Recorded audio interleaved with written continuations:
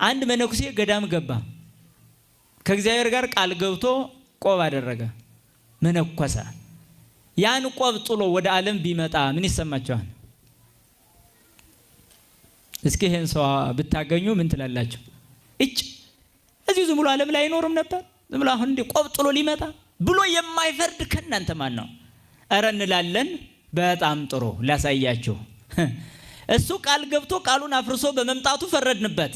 እሺ ሚስት ያገባውስ ያዕቆብ እንዳደረገ ለመዳን እንዳሰበ ያገባው ለመዳን አልነበር? አዎ ቃሉን ማፍረሱ እኮ ያው ነው። ምን ለየው? ቃል ማፍረስ ነው፣ ቃል ማፍረስ ነው። መንኩሶ ቆብ መጣልና አግብቶ መፍታት አንድ ናቸው። መለየት ይቻላል?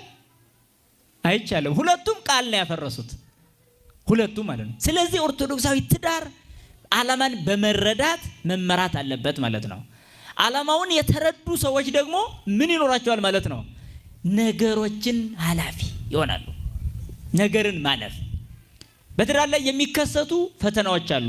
አንዳንዶቹ አፍአውያን ናቸው፣ አንዳንዶቹ ደግሞ ውስጣውያን ናቸው። አፍአዊ የምንለው ፈተና ከማህበረሰቡ፣ ከጎረቤት፣ ከልጅ፣ ከዘመድ፣ ከአዝማድ የሚመጣ ፈተና ነው።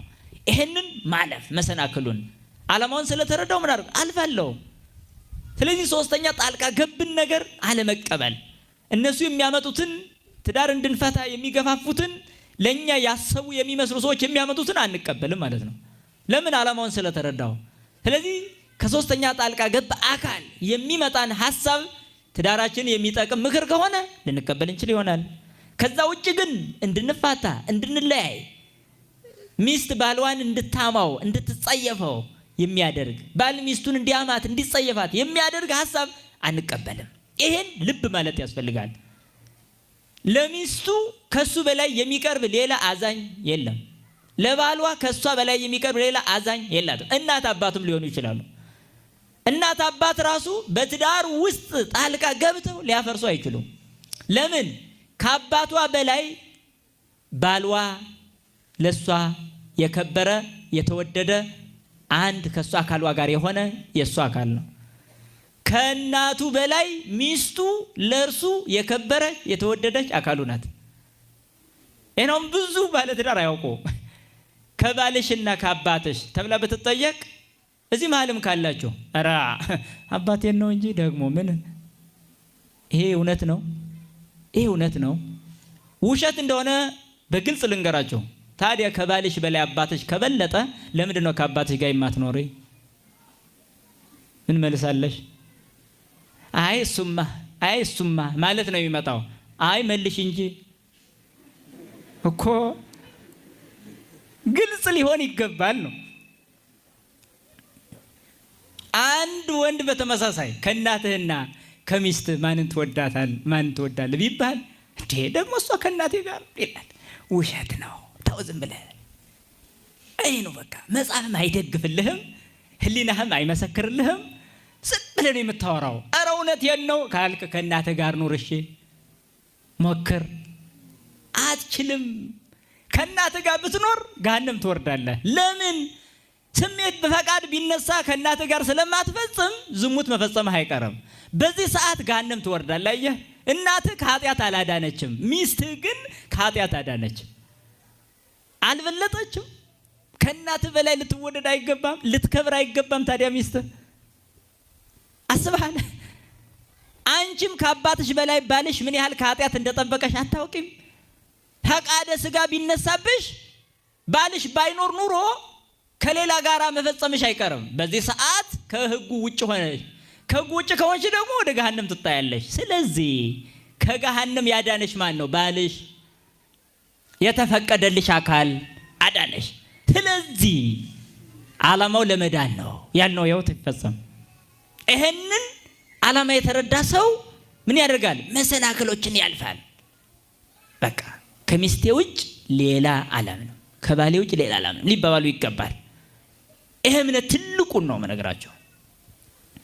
አያችሁ፣ ለባሏ ያልታመነች ለመንግስተ ሰማይ ዝግጁ አይደለችም። ለሚስቱ ያልታመነ ለመንግስተ ሰማይ ዝግጁ አይደለም ማለት ነው። አያችሁ፣ ሚስት ያገባኸው ከብልግና ለመዳን አልነበር? ከበለክ ምኑ እንዳንክ ባል ያገባሽው ከዚህ ኃጢአት ሌላ ወንድ ከመመኘት አካላዊ ቅርርብ ባይፈጸም እንኳን ህሊናዊ ስሜት በሌላ ወንድ የመርካት ስሜት ከታየብሽ ኃጢአት ነው። እስከዚህ ድረስ ነው። ታዲያ ብዙ ወንዶች ግን ሚስቶቻቸውን ባለባበስ እንኳን ከማስተካከል በጣም የራቁ ናቸው። በጣም ወንድ ለመፈለግ ተክለቁመና ለዝሙት በሚያጋልጥ ለብሰው እንደሚሄዱ ሴቶች ባል ያላት ሳይቀር በምትሄድበት ዘመን ላይ ብዙ ፈተና አለ። በጣም ማለት ነው። ስለዚህ መሰናክል ከውጭ ይመጣዋል። ከውስጥም የሆነውን ፈተና መሰናክል ማለፍ። ከውስጥም የሆነው ምን አይነት መሰላችሁ? ዲያብሎስ ቤተክርስቲያንን የሚፈትናት ትዳር ጀምሮ ነው። ትዳር ላይ ጀምሮ ነው። ትዳር ትልቁ የቤተክርስቲያን ልጆች ማብዣ ናት። ትዳር ቤተክርስቲያን የምትወልድ ያለ ትዳር አይደለም። እኛ በትዳር የወለድናቸው ነው፣ እሷ ደግሞ በመንፈስ የምትወልድ። ስለዚህ የቤተክርስቲያን መጋቢ ነው ትዳር። መጋቢ ስለሆነ ልክ ዲያብሎስ እቺን ትዳር ይፈልጋል ማለት ነው። ስለዚህ ምን ሊያደርግ ይችላል? ቀጥታ ጥቂት ዓመታት አብሮ ከኖሩ በኋላ በባል ላይ ትልቅ ኃጢአት ይጭንበታል። ምን ብሎ? ሚስትህ እኮ ያንተ አይደለችም፣ ያጠራጥረዋል ማለት ነው። ባልሽ እኮ ያንቺ አይደለም፣ ያጠራጥረዋል ማለት ነው። በዚህ ሰዓት ከውስጣችን የሚመጣ የፍቅር መጠልሸት፣ መበላሸት፣ መቀዝቀዝ ይመጣል። ያሞትልሻለሁ፣ እወድሻለሁ ሲባል የነበረው ቋንቋ በሙሉ ይጠፋና እሷን ማየት አልፈልግም ወደ ማለት ይመጣል። ስራ ውሎ ሲመጣ ፊቷን ክስክስ አድርጋ የመቀበል ስሜት ያሳያል። በዚህ ሰዓት እኔ ስገባ እኮ ደስተኛ አይደለችም ብሎ እሱ ደግሞ ሌላ ታሪክ ይፈጥራል አይምሮ ውስጥ። በዚህ ሰዓት ክፉ መንፈስ እቺን ትዳር እየፈተነ እንደሆነ እያወቀ ነው ማለት ነው። ገፍቶታል፣ እንደተቀበሉት ያውቃል።